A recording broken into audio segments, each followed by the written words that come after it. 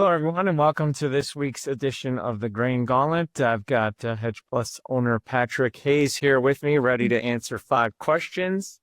We've got the USDA planting intentions and quarterly stocks reports coming up tomorrow. So as you can imagine, lots of questions about that.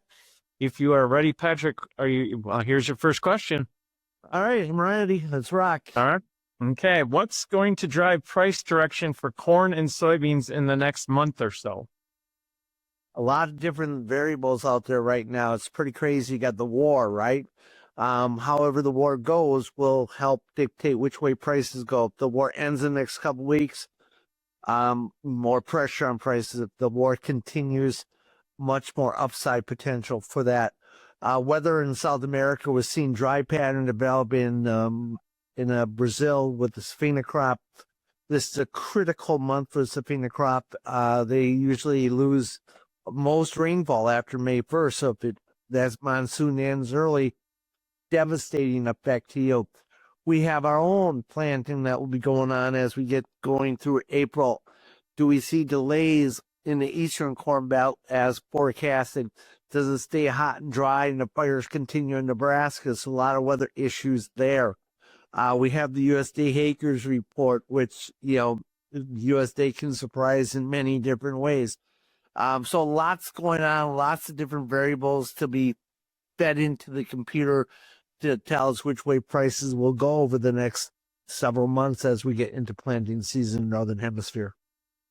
Yeah, that's a lot. And that's without even mentioning China, which I know you mentioned, in your ASB this week. So it's There's another just so big one many too. things, it's hard to spit them out, Right, China right. with Trump and 2 meetings there. Huge for soybeans. Do we continue with the exports to China? Everything get along well. And that will support or not support corn prices also. So lots of stuff, Josh. Lots of stuff to look at. All right. Okay.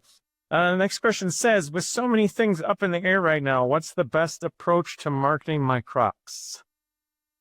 Risk wherever you can, which means making sales on spike higher, which we have done. We've gotten rid of a lot of the old crop and we made up for sales on new crop.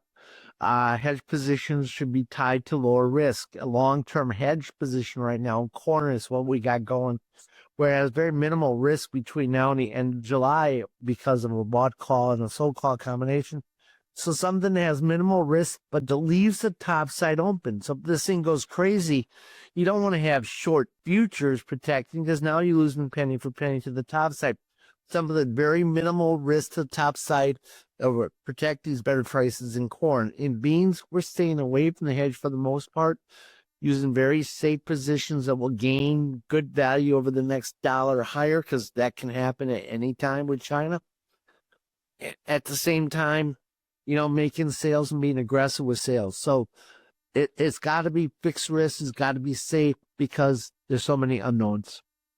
Okay. All right, good. Do you expect any surprise with corn acres on the planting intentions report? If there's going to be a surprise, it could be that one, right? I mean, we could see the USDA look at the war and make adjustments off of the war situation and the price of fertilizer, urea availability, all that kind of stuff. Maybe they lower corn acres down below 94. I don't think they're going to do that because the surveys were at the end of February, beginning of March that farmers took. I don't think they had enough time to see the effect of switching acres. I think the surprise could come in the June final planting numbers. We could have a shocker there, but I expect us to be pretty close to what the USDA said, the outlook. Okay, good. This one says, I'm holding off on making any forward sales. Should I at least be hedging at these levels?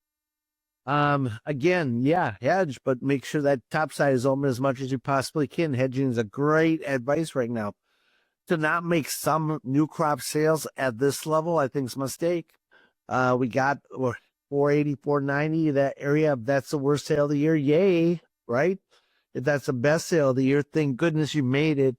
To make some sale right now, I think is important. You don't have to sell anything that you're going to risk not growing, okay? You don't have to sell 60%. But even during drought years, most people get 20 or 30%, or could buy that amount back without too much strain. Okay. All right, good. This final question this week is from a prospect. Says, I'm planning my marketing for 2026. What's the biggest risk I'm probably not thinking about? Oh, that's an excellent question. And I don't think the market as a whole is looking at this. The longer this war goes on, the more likelihood we're going to have a worldwide recession. A worldwide recession means less use of energy, less use of ethanol, less spending, period, by the world's population.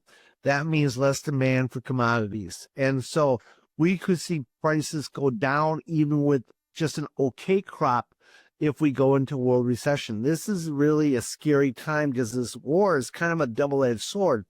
It's not like Ukraine where they're affecting production, right, of wheat and so forth, corn. It's affecting input costs and overall economies around the world. This could be really devastating. We're going to a deep recession. We haven't had one worldwide in quite a while. We haven't had a major recession in the U.S. for a long time. That's my greatest fear. I'm hoping that the war is resolved quickly so that we don't go into recession, so interest rates can come down, so people can have some money to spend again.